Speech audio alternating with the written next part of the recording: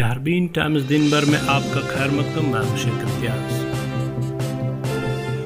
تیری گلیوں میں نہ رکھیں گے قدم آج کے بعد، راجہ اعجاز علی کا پی ڈی پی کو طلاق، پیپلز کانفرنس سے نکاح۔ پی ڈی پی کے سابق لیڈر راجہ اعجاز علی نے اپنے کارکنوں سمیت باضابطہ طور پر سجاد غنی لون کی سربراہی والی پیپلز کانفرنس میں شمولیت کر لی۔ کشمیر نیوز سروس کے مطابق سابق پی ڈی پی لیڈر اور انسپکٹر جنرل آف پولیس راجہ اعجاز علی نے بدھوار کو اپنے درجنوں کارکنوں سمیت پیپلز کانفرنس کے سربراہ سجاد غنی لون کی موجودگی میں پیپلز کانفرنس میں باضابطہ طور پر شمولیت اختیار کر لی۔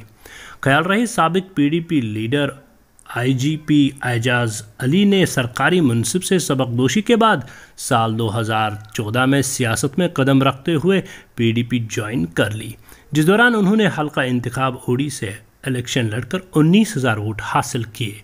تاہم چند ہفتے قبل پی ڈی پی سے اختلاف کرتے ہوئے بالآخر پیپلز کانفرنس میں شامل ہوئے۔ سال 2014 میں ہوئے اسمبلی انتخابات کے دوران اگرچہ انہوں نے بڑی تعداد میں ووٹ حاصل کیے، تاہم اس کے باوجود نیشنل کانفرنس کے سینئر لیڈر محمد شفیع اوڑی سے آگے نہ جا سکے۔ پی ڈی پی سے علیحدگی اختیار کرنے کے دوران انہوں نے پی ڈی پی صدر محبوبہ مفتی پر الزام عائد کیا کہ انہوں نے حلقہ انتخاب خانیار کے 5,000 ووٹوں کو اوڑی کے 19,000 ووٹوں پر ترجیح دیتے ہوئے اوڑی کے لوگوں سے دھوکہ کیا۔ راجہ اعجاز علی نے بتایا کہ پی ڈی پی میں شامل ہو کر میں جس چیز کا حقدار تھا مجھے وہ نہیں ملی، جس کے نتیجے میں میرے حلقے انتخاب میں کارکنان کافی مایوس ہو گئے۔ انہوں نے شمولیت کی تقریب کے دوران نامہ نگاروں کے سوالات کا جواب دیتے ہوئے کہا کہ میرے خیال سے پیپلز کانفرنس ہی وہ واحد سیاسی پارٹی ہے جہاں شفاف بنیادوں پر معاملات طے پاتے ہیں۔ انہوں نے دیگر سیاسی پارٹیوں پر الزام عائد کرتے ہوئے کہا کہ میں نے اپنے 5 سال کے سیاسی کیریئر میں سیاسی پارٹیوں کی ملک کی بھگت دیکھی کہ وہاں کس طرح عوامی مینڈیٹ کا خون کیا جاتا ہے۔ انہوں نے سجاد غنی لون کی سربراہی والی پی سی کی تعریف کرتے ہوئے کہا کہ پیپلز کانفرنس ہی ریاست میں انقلاب لائے گی اور میں اس انقلاب کا حصہ بننے کا خواہشمند ہوں۔ انہوں نے کہا کہ پیپلز کانفرنس ریاست میں خاندانی راج کو ختم کر کے ہی رہے گی۔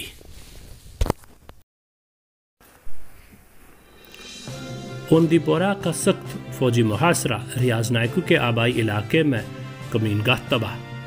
فوج نے جنوبی ضلع پلوامہ کے بدون علاقے میں جنگجوؤں کی موجودگی کے اطلاع ملنے کے بعد وسیع علاقے کا محاصرہ میں لے کر تلاشیاں شروع کر لی۔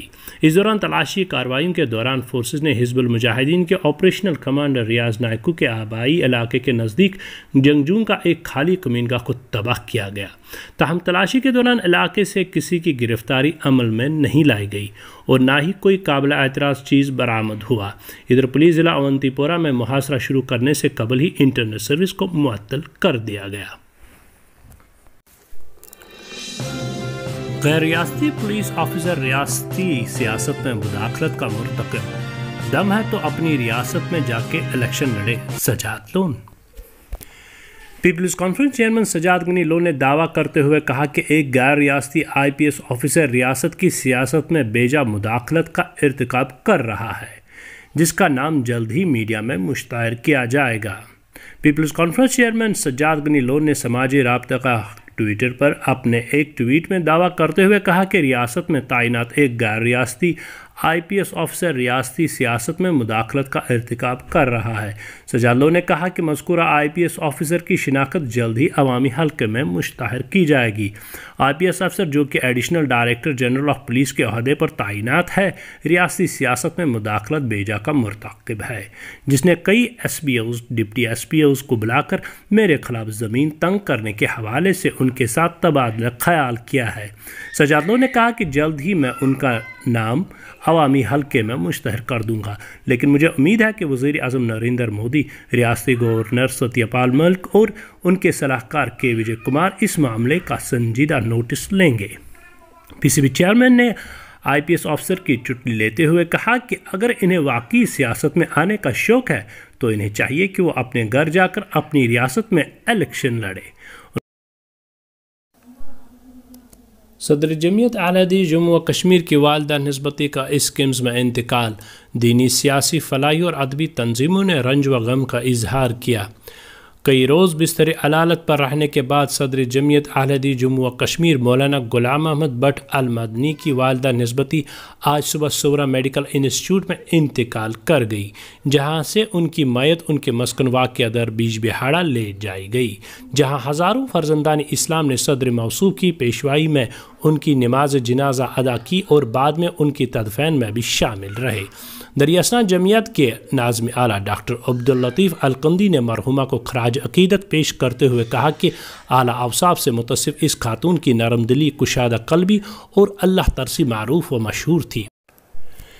اسی دوران ریاست کی کئی دینی، سیاسی اور دعوتی تنظیموں کے علاوہ بہت سارے فلاحی، ملی، تعلیمی اور صحافتی اداروں نے بھی اس صدمے کے موقع پر مرحومہ کے اعلیٰ اوصاف کو عقیدت کا خراج پیش کیا ہے اور دعا کی ہے کہ اللہ تعالیٰ مرحومہ کو جوار رحمت میں جگہ نصیب کرے۔ جمعیت نے اپنے ایک بیان میں خطبائی مساجد سے گزارش کی ہے کہ وہ نماز جمعہ کے موقع پر بالخصوص مرحومہ کی مغفرت اور بلند درجات کے لیے بارگاہ ربانی میں دست بدعا ہوں۔ پی ڈی ڈی کی project and planning electric division building واقع بسنت باغ سری نگر میں آج آگ کی لپیٹ میں جل کر خاکستر ہو گئی۔